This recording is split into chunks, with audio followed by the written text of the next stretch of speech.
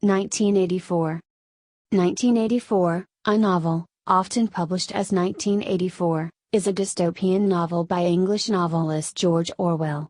It was published in June 1949 by Sicker and Warburg as Orwell's ninth and final book completed in his lifetime. The story was mostly written at Barnhill, a farmhouse on the Scottish island of Jura, at times while Orwell suffered from severe tuberculosis. Thematically, 1984 centers on the risks of government overreach, totalitarianism, and repressive regimentation of all persons and behaviors within society. The story takes place in an imagined future, the year 1984, when much of the world has fallen victim to perpetual war, omnipresent government surveillance, historical negationism, and propaganda. Great Britain, known as Airstrip 1, has become a province of a superstate named Oceania that is ruled by the party who employ the thought police to persecute individuality and independent thinking. Big Brother, the leader of the party, enjoys an intense cult of personality despite the fact that he may not even exist. The protagonist, Winston Smith, is a diligent and skillful rank-and-file worker and party member who secretly hates the party and dreams of rebellion. He enters a forbidden relationship with a co-worker, Julia. 1984 has become a classic literary example of political and dystopian fiction. Many terms used in the novel entered common usage, including Big Brother, doublethink, thought crime, newspeak, room 101, telescreen, 2 + 2 = 5, prole, and memory hole. 1984 also popularized the adjective Orwellian, connoting things such as official deception, secret surveillance, brazenly misleading terminology, and manipulation of recorded history by a totalitarian or authoritarian state. Time included it on its 100 Best English Language Novels from 1923 to 2005. It was placed on the Modern Library's 100 Best Novels, reaching number 13 on the editor's list and number 6 on the reader's list. In 2003, the novel was listed at number 8 on the Big Read survey by the BBC. History and title. Orwell encapsulated the thesis at the heart of his unforgiving novel in 1944, the implications of dividing the world up into zones of influence, which had been conjured by the Tehran Conference. 3 years later, he wrote most of it on the Scottish island of Jura from 1947 to 1948 despite being seriously ill with tuberculosis. On December 4, 1948, he sent the final manuscript to the publisher Sicker and Warburg, and 1984 was published on June 8, 1949. By 1989, it had been translated into 65 languages, more than any other novel in English until then. The title of the novel, its themes, the newspeak language and the author's surname are often invoked against control and intrusion by the state, and the adjective Orwellian describes a totalitarian dystopia that is characterized by government control and subjugation of the people. Orwell's invented language, newspeak, satirizes hypocrisy and evasion by the state, the Ministry of Love, Maniliuv, oversees torture and brainwashing, the Ministry of Plenty, Miniplenty, oversees shortage and rationing, the Ministry of Peace, Minipax, oversees war and atrocity and the Ministry of Truth, Minitrue, oversees propaganda and historical revisionism. The Last Man in Europe was an early title for the novel, but in a letter dated October 22, 1948 to his publisher Frederick Warburg, 8 months before publication, Orwell wrote about hesitating between that title and 1984. Warburg suggested choosing the latter, a more commercial choice for the main title. In his 1978 novel 1985, English author Anthony Burgess suggests that Orwell, disillusioned by the onset of the Cold War, 1945-91, intended to call the book 1948. The introduction to the Penguin Books Modern Classics edition of 1984 reports that Orwell originally set the novel in 1980 but that he later shifted the date to 1982 and then to 1984. The introduction to the Houghton Mifflin Harcourt edition of Animal Farm in 1984, 2003, reports that the title 1984 was chosen simply as an inversion of the year 1948, the year in which it was being completed, and that the date was meant to give an immediacy and urgency to the menace of totalitarian rule. Throughout its publication history, 1984 has been either banned or legally challenged, as subversive or ideologically corrupting, like the dystopian novels We, 1924, by Yevgeny Zamyatin, Brave New World, 1932, by Aldous Huxley, Darkness at Noon, 1940, by Arthur Koestler, Calo-Kane, 1940, by Karen Boy and Fahrenheit 451, 1953, by Ray Bradbury. Some writers consider the Russian dystopian novel We by Zamyatin to have influenced 1984, and that the novel bears significant similarities in its plot and characters to Darkness at Noon, written years before by Koestler, who was a personal friend of Orwell. The original manuscript for 1984 is significantly the only literary manuscript of Orwell's to survive. It is presently held at the John Hay Library at Brown University. Copyright status. The novel was first published by Seeker and Warburg in the United Kingdom on June 8, 1949 and published by Harcourt, Brace and Company in the United States on June 13, 1949. The usual copyright period within the UK extends to 70 years from the end of the calendar year of the author's death. The usual copyright duration within the US is 95 years from the date of publication, if copyright was renewed during the 28th year following publication. Both the UK and the US are signatories to the Berne Convention and the WIPO Copyright Treaty. Under the Berne Convention, Article 5.4, when a work is published simultaneously in several party countries, under Article 3.4, simultaneously is defined as within 30 days, the country with the shortest term of protection is defined as the country of origin. In the case of 1984, the United Kingdom is considered the country of origin and its copyright period extends until the first day of January following 70 years after the death of the author. George Orwell, the novel's author, died in 1950, so the novel enters the public domain on January 1, 2021. This same copyright period must be honored by all other parties to the agreement. Background. 1984 is set in Oceania, one of three intercontinental superstates that divided the world after a global war. Smith's memories and his reading of the prescribed book, The Theory and Practice of Oligarchical Collectivism by Emanuel Goldstein, reveal that after the Second World War, the United Kingdom became involved in a war during the early 1950s in which nuclear weapons destroyed hundreds of cities in Europe, Western Russia and North America. Colchester was destroyed and London also suffered widespread aerial raids, leading Winston's family to take refuge in a London underground station.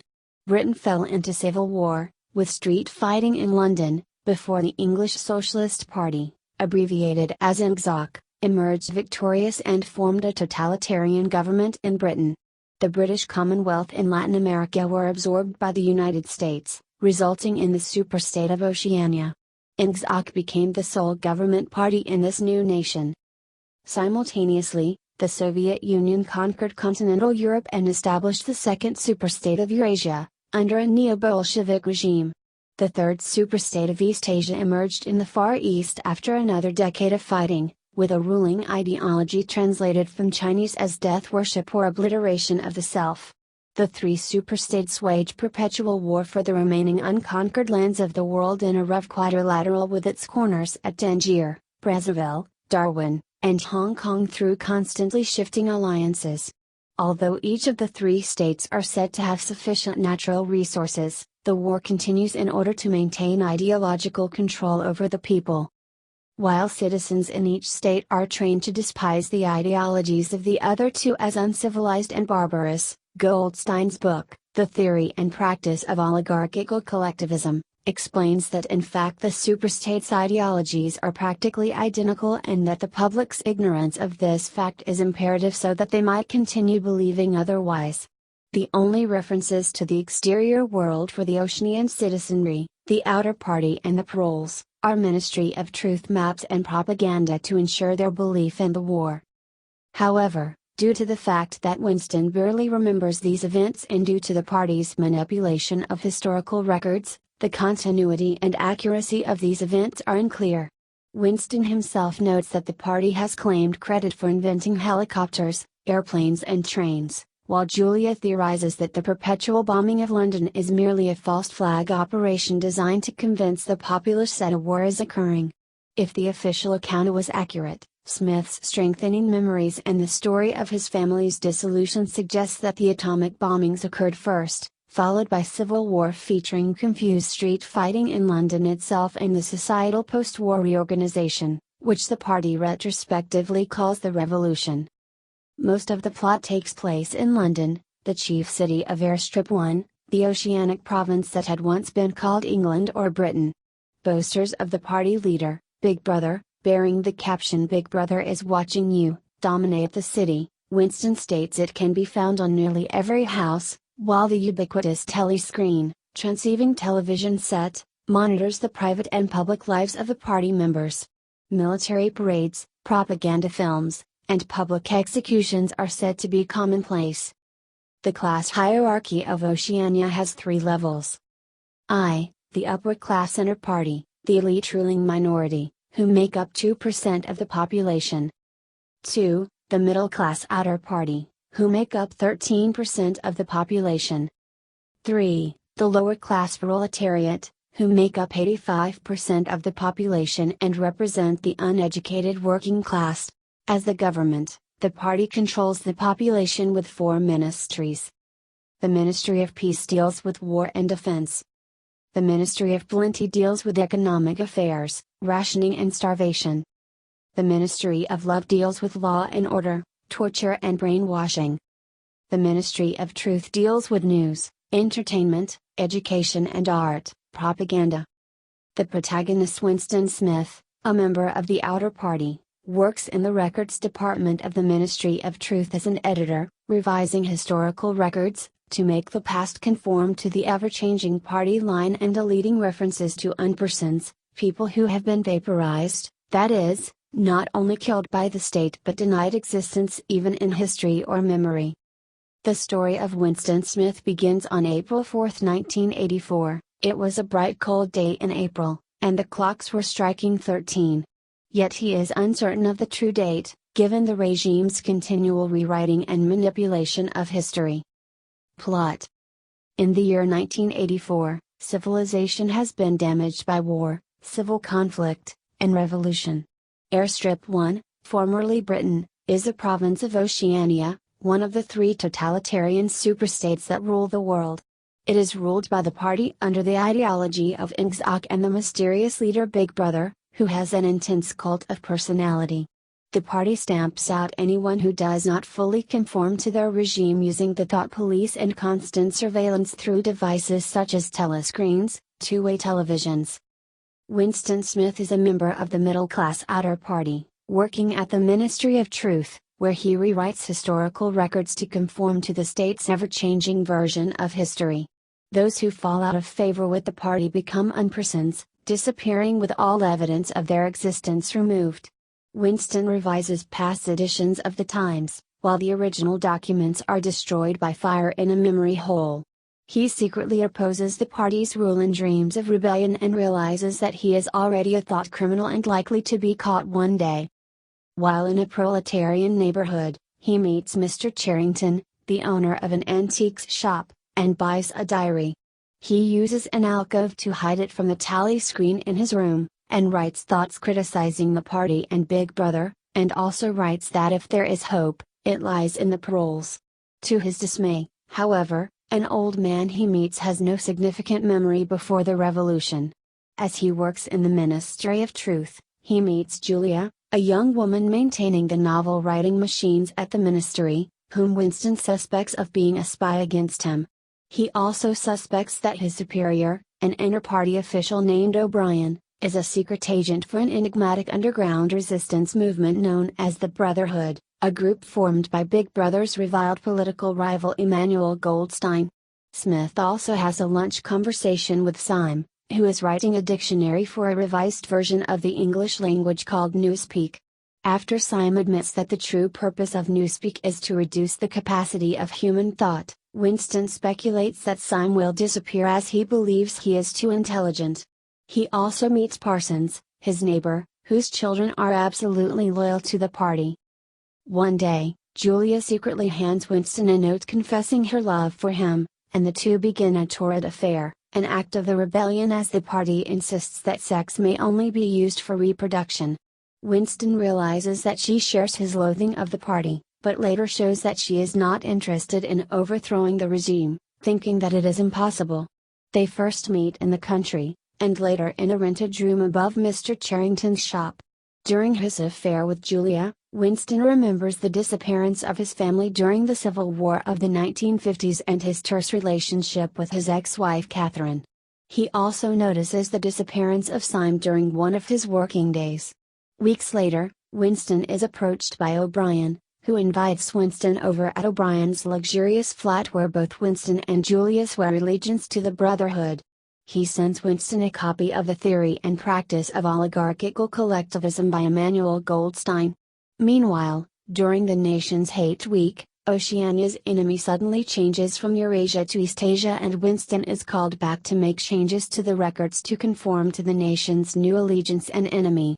Winston and Julia read parts of the book, which explains more about how the party maintains power, the true meanings of its slogans and the concept of perpetual war.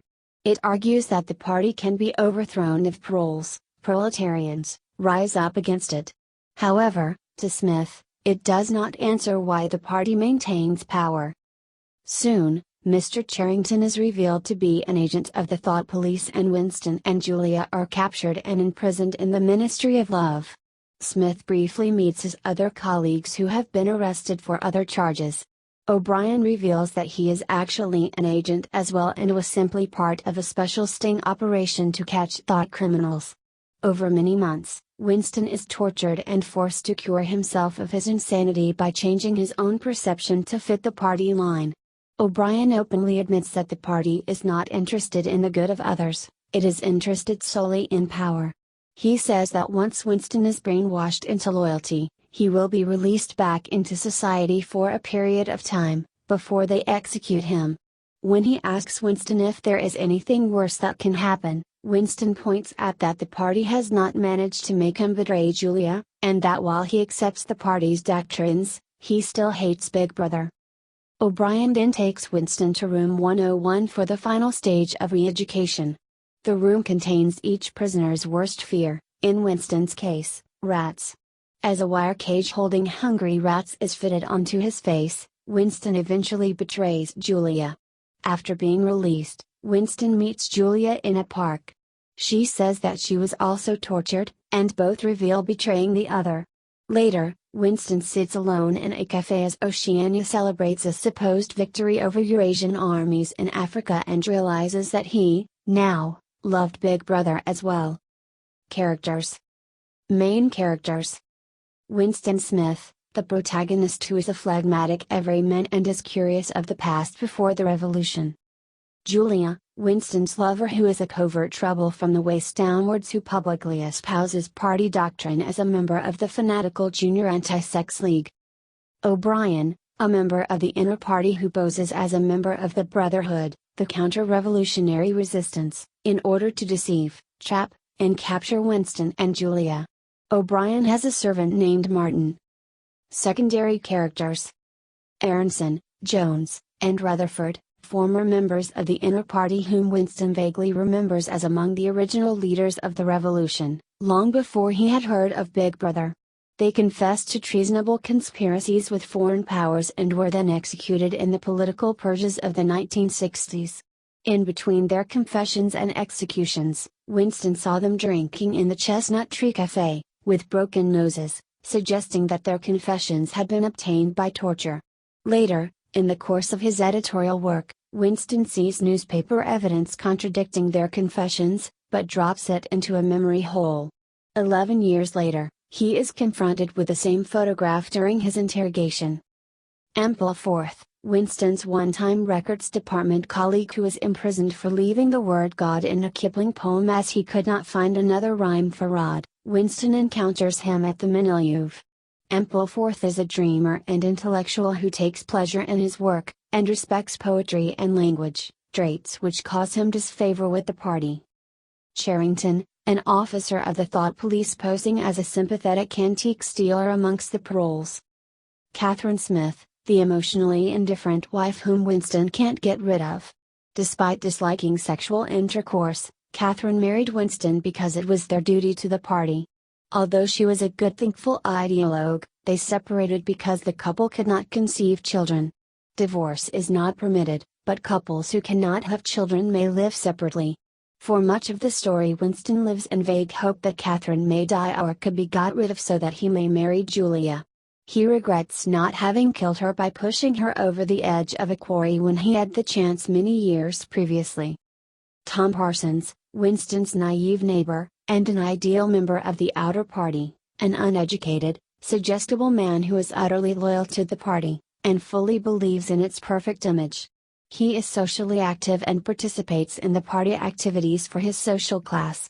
He is friendly towards Smith, and despite his political conformity punishes his bullying son for firing a catapult at Winston. Later, as a prisoner, Winston sees Parsons is in the Ministry of Love, as his daughter had reported him to the Thought Police, saying she heard him speak against Big Brother in his sleep. Even this does not dampen his belief in the party, and he states he could do good work in the hard labor camps. Mrs. Parsons, Parsons's wife, is a wan and hapless woman who is intimidated by her own children. The Parsons children, members of the Party Youth League, representing the new generation of Oceanian citizens, without memory of life before Big Brother, and without family ties or emotional sentiment, the model society envisioned by the inner party. Syme, Winston's colleague at the Ministry of Truth. He was a lexicographer who helped develop the language and the dictionary of Newspeak. Although he is enthusiastic about his work and support for the party, Winston notes that he is too intelligent. He sees too clearly and speaks too plainly. Winston predicts, correctly, that Syme will become an unperson. Unseen characters. Whether these characters are real or fabrications of party propaganda is something that neither Winston nor the reader is permitted to know. Big Brother, the leader and figurehead of the party that rules Oceania. Emanuel Goldstein, ostensibly a former leading figure in the party who became the counter-revolutionary leader of the Brotherhood, and author of the book, The Theory and Practice of Oligarchical Collectivism. Goldstein is the symbolic enemy of the state, the national nemesis who ideologically unites the people of Oceania with the party, especially during the 2 minutes hate and other fearmongering. World and Novel. Ingsoc. Ingsoc, English socialism, is the predominant ideology and pseudo-philosophy of Oceania, and Newspeak is the official language of official documents. Orwell depicts the party's ideology as an oligarchical worldview that rejects and vilifies every principle for which the socialist movement originally stood, and it does so in the name of socialism. Ministries of Oceania. In London, the capital city of Airstrip 1, Oceania's 4 government ministries are in pyramids, 300 meters high, the facades of which display the party's 3 slogans. The ministries' names are the opposite, doublethink, of their true functions. The Ministry of Peace concerns itself with war, the Ministry of Truth with lies, the Ministry of Love with torture, and the Ministry of Plenty with starvation. Part 2, Chapter 9, The Theory and Practice of Oligarchical Collectivism. Ministry of Peace. The Ministry of Peace supports Oceania's perpetual war against either of the 2 other superstates. The primary aim of modern warfare, in accordance with the principles of doublethink, this aim is simultaneously recognized and not recognized by the directing brains of the inner party, is to use up the products of the machine without raising the general standard of living. Ever since the end of the 19th century, the problem of what to do with the surplus of consumption goods has been latent in industrial society. At present, when few human beings even have enough to eat, this problem is obviously not urgent, and it might not have become so, even if no artificial processes of destruction had been at work. Ministry of Plenty. The Ministry of Plenty rations and controls food, goods, and domestic production. Every fiscal quarter, it publishes false claims of having raised the standard of living, when it has, in fact, reduced rations, availability, and production. The Ministry of Truth substantiates the Ministry of Plenty's claims by revising historical records to report numbers supporting the current, increased rations. Ministry of Truth. The Ministry of Truth controls information, news, entertainment, education, and the arts. Winston Smith works in the Ministry RecDep, Records Department, rectifying historical records to concord with Big Brother's current pronouncements so that everything the party says is true. Ministry of Love. The Ministry of Love identifies, monitors, arrests, and converts real and imagined dissidents. In Winston's experience, the dissident is beaten and tortured, and, when near broken, he is sent to room 101 to face the worst thing in the world until love for Big Brother and the party replaces dissension. Doublethink. The key word here is black-white. Like so many newspeak words, this word has two mutually contradictory meanings. Applied to an opponent, it means the habit of impudently claiming that black is white, in contradiction of the plain facts. Applied to a party member, it means a loyal willingness to say that black is white when party discipline demands this. But it means also the ability to believe that black is white, and more, to know that black is white, and to forget that one has ever believed the contrary. This demands a continuous alteration of the past, made possible by the system of thought which really embraces all the rest, and which is known in newspeak as doublethink. Doublethink is basically the power of holding two contradictory beliefs in one's mind simultaneously, and accepting both of them. Political geography. 3 perpetually warring totalitarian superstates control the world. Oceania, ideology, Ingsoc, that is English socialism, whose core territories are the Western Hemisphere, the British Isles, Australasia, Polynesia, and Southern Africa. Eurasia, ideology, Neo-Bolshevism, whose core territories are continental Europe and Russia, including Siberia. East Asia, ideology, obliteration of the self or death worship, whose core territories are China, Japan, Korea, and Indochina. The perpetual war is fought for control of the disputed area lying between the frontiers of the superstates, which forms a rough parallelogram with its corners at Tangier, Brazzaville, Darwin and Hong Kong, and Northern Africa, the Middle East, India and Indonesia are where the superstates capture and use slave labor. Fighting also takes place between Eurasia and East Asia in Manchuria, Mongolia, and Central Asia, and all 3 powers battle one another over various Atlantic and Pacific islands. The Revolution. Winston Smith's memory and Emmanuel Goldstein's book communicate some of the history that precipitated the revolution. Eurasia was formed when the Soviet Union conquered continental Europe, creating a single state stretching from Portugal to the Bering Strait. Eurasia does not include the British Isles because the United States annexed them along with the rest of the British Empire and Latin America, thus establishing Oceania and gaining control over a quarter of the planet. East Asia, the last superstate established, emerged only after a decade of confused fighting. It includes the Asian lands conquered by China and Japan. Although East Asia is prevented from matching Eurasia's size, its larger populace compensates for that handicap. The annexation of Britain occurred about the same time as the atomic war that provoked civil war, but who fought whom in the war is left unclear. Nuclear weapons fell on Britain, and atomic bombing of Colchester is referenced in the text. Exactly how Ingsoc and its rival systems, Neo-Bolshevism and death worship, gained power in their respective countries is also unclear. While the precise chronology cannot be traced, most of the global societal reorganization occurred between 1945 and the early 1960s. Winston and Julia once meet in the ruins of a church that was destroyed in a nuclear attack 30 years earlier, which suggests 1954 as the year of the atomic war that destabilized society and allowed the party to seize power. It is stated in the novel that the 4th quarter of 1983 was also the 6th quarter of the 9th three-year plan, which implies that the 1st quarter of the first three-year plan began in July 1958. By then, the party was apparently in control of Oceania. The war.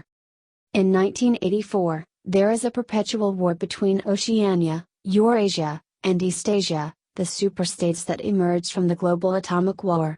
The Theory and Practice of Oligarchical Collectivism, by Emmanuel Goldstein, explains that each state is so strong it cannot be defeated, even with the combined forces of 2 superstates, despite changing alliances.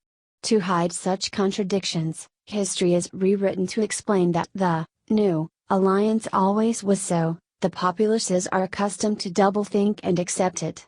The war is not fought in Oceanian, Eurasian or East Asian territory but in the Arctic wastes and in a disputed zone comprising the sea and land from Tangiers, northern Africa, to Darwin, Australia. At the start, Oceania and East Asia are allies fighting Eurasia in northern Africa and the Malabar coast. That alliance ends and Oceania, allied with Eurasia, fights East Asia, a change occurring on Hate Week, dedicated to creating patriotic fervor for the parties' perpetual war. The public are blind to the change. In mid-sentence, an orator changes the name of the enemy from Eurasia to East Asia without pause. When the public are enraged at noticing that the wrong flags and posters are displayed, they tear them down. The party later claims to have captured the whole of Africa. Goldstein's book explains that the purpose of the unwinnable, perpetual war is to consume human labor and commodities so that the economy of a superstate cannot support economic equality, with a high standard of life for every citizen. By using up most of the produced objects like boots and rations, the proles are kept poor and uneducated and will neither realize what the government is doing nor rebel. Goldstein also details an Oceanian strategy of attacking enemy cities with atomic rockets before invasion but dismisses it as unfeasible and contrary to the war's purpose. Despite the atomic bombing of cities in the 1950s, the superstates stopped it for fear that would imbalance the powers. The military technology in the novel differs little from that of World War II, but strategic bomber airplanes are replaced with rocket bombs. Helicopters were heavily used as weapons of war. They did not figure in World War II in any form but prototypes, and surface combat units have been all but replaced by immense and unsinkable floating fortresses, island-like contraptions concentrating the firepower of a whole naval task force in a single, semi-mobile platform. In the novel, one is said to have been anchored between Iceland and the Faroe Islands, suggesting a preference for sea lane interdiction and denial. Living standards. The Society of Airstrip 1 and, according to the book, almost the whole world, lives in poverty, hunger, disease and filth are the norms. Ruined cities and towns are common, the consequence of the Civil War, the atomic wars and the purportedly enemy, but possibly false flag, rockets. Social decay and wrecked buildings surround Winston. Aside from the ministerial pyramids, little of London was rebuilt. Members of the outer party consume synthetic foodstuffs and poor quality luxuries such as oily gin and loosely packed cigarettes, distributed under the Victory brand. That is a parody of the low-quality Indian-made Victory cigarettes, widely smoked in Britain and by British soldiers during World War II. They were smoked because it was easier to import them from India than it was to import American cigarettes from across the Atlantic because of the War of the Atlantic. Winston describes something as simple as the repair of a broken pane of glass as requiring committee approval that can take several years, and so most of those living in one of the blocks usually do the repairs themselves. Winston himself is called in by Mrs. Parsons to repair her blocked sink. All at-a-party residences include telescreens that serve both as outlets for propaganda and to monitor the party members. They can be turned down, but they cannot be turned off. In contrast to their subordinates, the inner party upper class of Oceanian society reside in clean and comfortable flats in their own quarter of the city, with pantries well stocked with foodstuffs such as wine, coffee and sugar, all denied to the general populace. Winston is astonished that the lifts in O'Brien's building work. The telescreens can be switched off and O'Brien has an Asian manservant, Martin. All members of the inner party are attended to by slaves captured in the disputed zone, and the book suggests that many have their own motor cars or even helicopters. Nonetheless, the book makes clear that even the conditions enjoyed by the inner party are only relatively comfortable, and standards would be regarded as austere by those of the pre-revolutionary elite. The proles live in poverty and are kept sedated with alcohol, pornography and a national lottery whose winnings are never actually paid out, that is obscured by propaganda and the lack of communication within Oceania. At the same time, the proles are freer and less intimidated than the middle-class outer party. They are subject to certain levels of monitoring but are not expected to be particularly patriotic. They lack telescreens in their own homes and often jeer at the telescreens that they see. The book indicates that is because the middle class, not the lower class, traditionally starts revolutions. The model demands tight control of the middle class, with ambitious outer party members neutralized via promotion to the inner party or reintegration by the Ministry of Love, and proles can be allowed intellectual freedom because they lack intellect. Winston nonetheless believes that the future belonged to the proles. The standard of living of the populace is low overall. Consumer goods are scarce, and all those available through official channels are of low quality. For instance, despite the party regularly reporting increased boot production, more than half of the Oceanian populace goes barefoot. The party claims that poverty is a necessary sacrifice for the war effort, and the book confirms that to be partially correct since the purpose of perpetual war consumes surplus industrial production. Outer party members and proles occasionally gain access to better items in the market, which deals in goods that were pilfered from the residences of the inner party. Themes. Nationalism. 1984 expands upon the subjects summarized in Orwell's essay Notes on Nationalism about the lack of vocabulary needed to explain the unrecognized phenomena behind certain political forces. In 1984, the party's artificial, minimalist language Newspeak addresses the matter. Positive nationalism, Oceanians' perpetual love for Big Brother, Neo-Toryism and Celtic nationalism are, as Orwell argues, defined by love. Negative nationalism, Oceanians' perpetual hatred for Emmanuel Goldstein, Stalinism and Anglophobia are, as Orwell argues, defined by hatred. Transferred nationalism, Oceania's enemy changes, and an order changes mid-sentence. The crowd instantly transfers its hatred to the new enemy. Transferred nationalism swiftly redirects emotions from one power unit to another, for example, communism, pacifism, color feeling and class feeling. It happens during Hate Week, a party rally against the original enemy. The crowd goes wild and destroys the posters that are now against their new friend, and many say that they must be the act of an agent of their new enemy and former friend. Many of the crowd must have put up the posters before the rally but think that the state of affairs had always been the case. O'Brien concludes, the object of persecution is persecution. The object of torture is torture. The object of power is power. Futurology.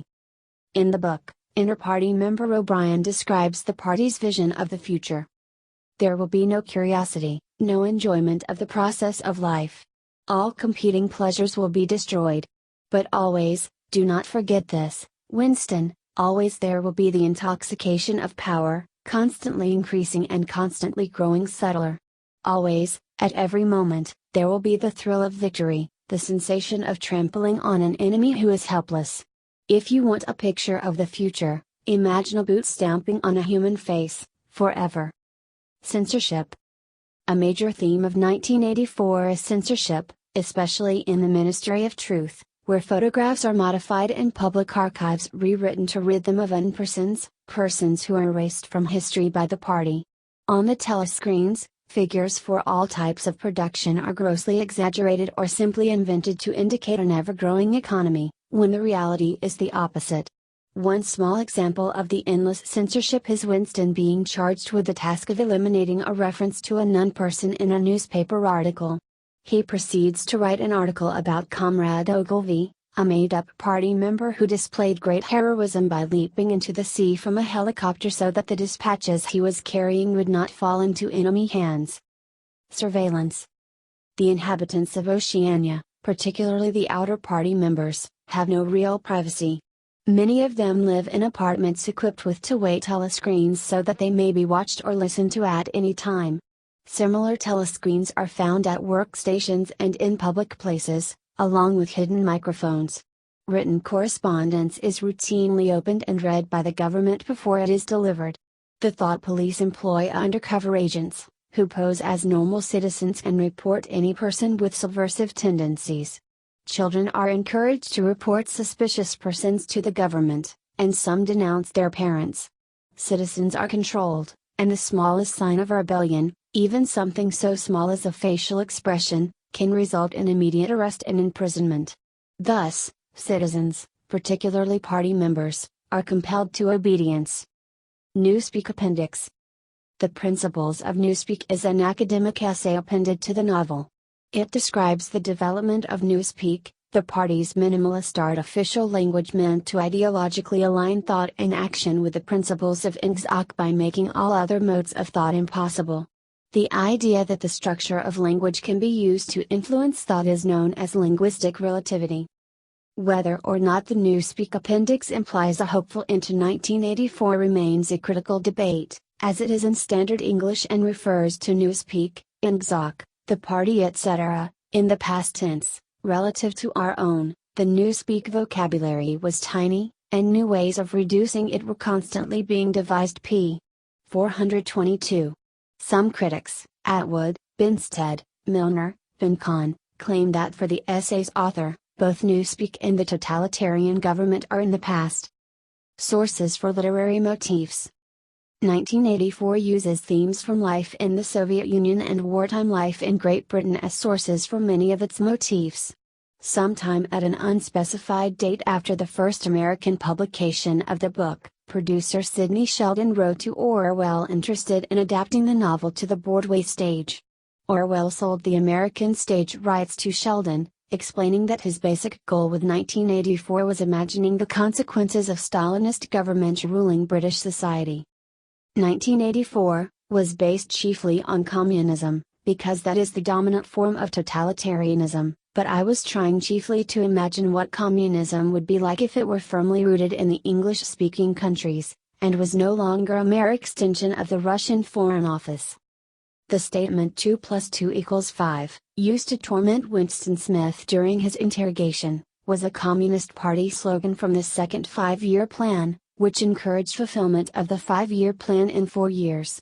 The slogan was seen in electric lights on Moscow house fronts, billboards and elsewhere. The switch of Oceania's allegiance from East Asia to Eurasia and the subsequent rewriting of history. Oceania was at war with East Asia, Oceania had always been at war with East Asia. A large part of the political literature of 5 years was now completely obsolete. Ch. 9 is evocative of the Soviet Union's changing relations with Nazi Germany.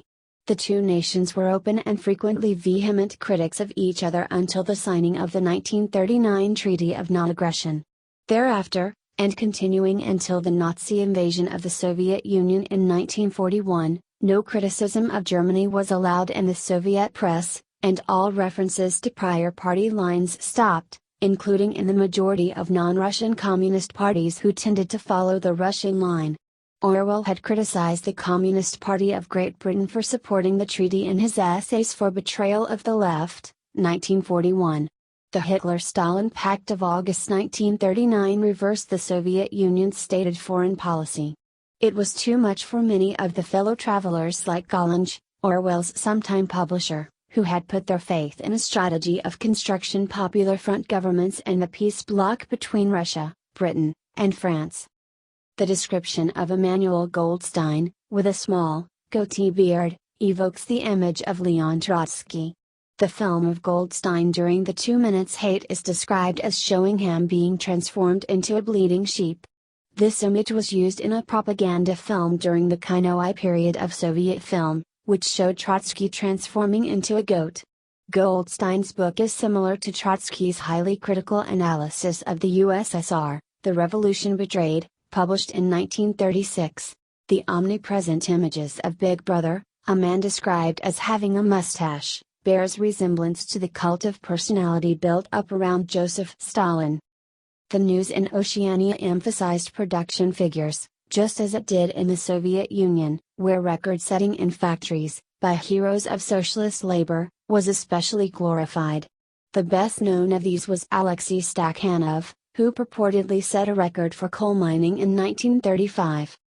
The tortures of the Ministry of Love evoke the procedures used by the NKVD in their interrogations, including the use of rubber truncheons, being forbidden to put your hands in your pockets, remaining in brightly lit rooms for days, torture through the use of their greatest fear, and the victim being shown a mirror after their physical collapse. The random bombing of Airstrip 1 is based on the buzz bombs and the V-2 rocket, which struck England at random in 1944 to 1945. The Thought Police is based on the NKVD, which arrested people for random anti-Soviet remarks. The thought crime motif is drawn from Kempeitai, the Japanese wartime secret police, who arrested people for unpatriotic thoughts. The confessions of the thought criminals Rutherford, Aronson and Jones are based on the show trials of the 1930s, which included fabricated confessions by prominent Bolsheviks Nikolai Bukharin, Gregory Zinoviev and Lev Kamenev to the effect that they were being paid by the Nazi government to undermine the Soviet regime under Leon Trotsky's direction. The song Under the Spreading Chestnut Tree, Under the Spreading Chestnut Tree, I Sold You, and You Sold Me, was based on an Old English song called Go No More A Rushing, Under the Spreading Chestnut Tree, where I knelt upon my knee, we were as happy as could be, 'neath the spreading chestnut tree. The song was published as early as 1891. The song was a popular camp song in the 1920s, sung with corresponding movements, like touching one's chest when singing chest, and touching one's head when singing nut. Glenn Miller recorded the song in 1939. The Hates, 2 Minutes Hate and Hate Week, were inspired by the constant rallies sponsored by party organs throughout the Stalinist period. These were often short pep talks given to workers before their shifts began, 2 minutes hate, but could also last for days, as in the annual celebrations of the anniversary of the October Revolution, Hate Week. Orwell fictionalized Newspeak, Doublethink, and Ministry of Truth as evinced by both the Soviet press and that of Nazi Germany. In particular, he adapted Soviet ideological discourse constructed to ensure that public statements could not be questioned. Winston Smith's Job, Revising History, and the Young Person motif, are based on the Stalinist habit of airbrushing images of fallen people from group photographs and removing references to them in books and newspapers. In one well-known example, the Soviet encyclopedia had an article about Lavrentiy Beria. When he fell in 1953, and was subsequently executed, institutes that had the encyclopedia were sent an article about the Bering Strait, with instructions to paste it over the article about Beria. Big Brother's orders of the day were inspired by Stalin's regular wartime orders, called by the same name. A small collection of the more political of these have been published, together with his wartime speeches, in English as On the Great Patriotic War of the Soviet Union by Joseph Stalin. Like Big Brother's orders of the day, Stalin's frequently lauded heroic individuals, like Comrade Ogilvy, the fictitious hero Winston Smith invented to rectify, fabricate, a Big Brother order of the day. The NSOC slogan Our New, Happy Life, repeated from telescreens, evokes Stalin's 1935 statement, which became a CPSU slogan, Life has become better, comrades, life has become more cheerful. In 1940, Argentine writer Jorge Luis Borges published Alon, Akbar, Orbis Tertius, which describes the invention by a benevolent secret society of a world that would seek to remake human language and reality along human invented lines. The story concludes with an appendix describing the success of the project. Borges' story addresses similar themes of epistemology, language and history to 1984. Influences. During World War II, Orwell believed that British democracy as it existed before 1939 would not survive the war. The question being, would it end via fascist coup d'état from above or via socialist revolution from below? Later, he admitted that events proved him wrong. What really matters is that I fell into the trap of assuming that the war and the revolution are inseparable. 1984, 1949, and Animal Farm, 1945, share themes of the betrayed revolution, the person's subordination to the collective, rigorously enforced class distinctions, inner party, outer party, proles, the cult of personality, concentration camps, thought police, compulsory regimented daily exercise, and youth leagues. Oceania resulted from the U.S. annexation of the British Empire to counter the Asian peril to Australia and New Zealand. It is a naval power whose militarism venerates the sailors of the floating fortresses, from which battle is given to recapturing India, the jewel in the crown of the British Empire. Much of oceanic society is based upon the USSR under Joseph Stalin, Big Brother. The televised 2 minutes hate is ritual demonization of the enemies of the state, especially Emmanuel Goldstein, viz. Leon Trotsky. Altered photographs in newspaper articles create persons deleted from the National Historical Record, including even founding members of the regime, Jones, Aronson and Rutherford, in the 1960s purges, viz. The Soviet purges of the 1930s, in which leaders of the Bolshevik Revolution were similarly treated. A similar thing also happened during the French Revolution, in which many of the original leaders of the revolution were later put to death, for example Danton, who was put to death by Robespierre, and then later Robespierre himself met the same fate.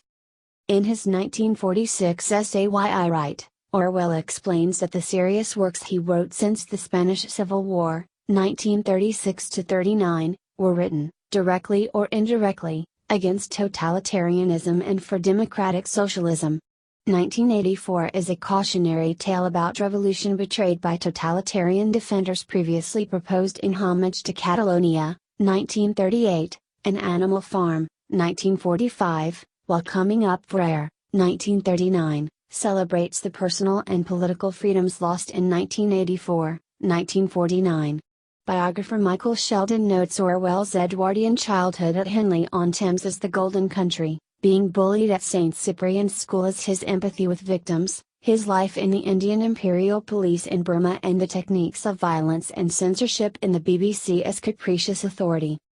Other influences include Darkness at Noon, 1940, and The Yogi and the Commissar, 1945, by Arthur Koestler, The Iron Heel, 1908, by Jack London, 1920, Dips into the Near Future by John A. Hobson, Brave New World, 1932, by Aldous Huxley, We, 1921, by Yevgeny Zamyatin, which he reviewed in 1946, and The Managerial Revolution, 1940, by James Burnham, predicting perpetual war among 3 totalitarian superstates. Orwell told Jacintha Buddicombe that he would write a novel stylistically like A Modern Utopia, 1905, by H. G. Wells.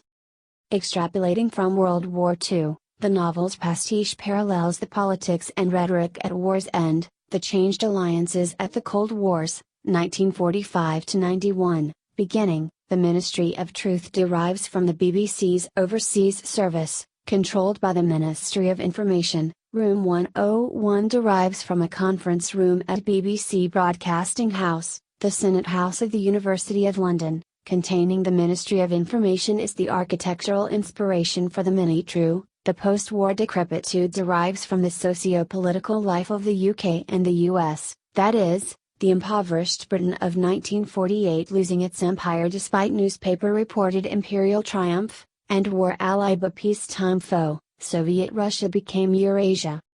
The term English socialism has precedence in his wartime writings. In the essay The Lion and the Unicorn, Socialism and the English Genius, 1941, he said that the war and the revolution are inseparable. The fact that we are at war has turned socialism from a textbook word into a realizable policy because Britain's superannuated social class system hindered the war effort and only a socialist economy would defeat Adolf Hitler. Given the middle classes grasping this, they too would abide socialist revolution and that only reactionary Britons would oppose it, thus limiting the force revolutionaries would need to take power. An English socialism would come about which will never lose touch with the tradition of compromise and the belief in a law that is above the state. It will shoot traitors, but it will give them a solemn trial beforehand and occasionally it will acquit them. It will crush any open revolt promptly and cruelly,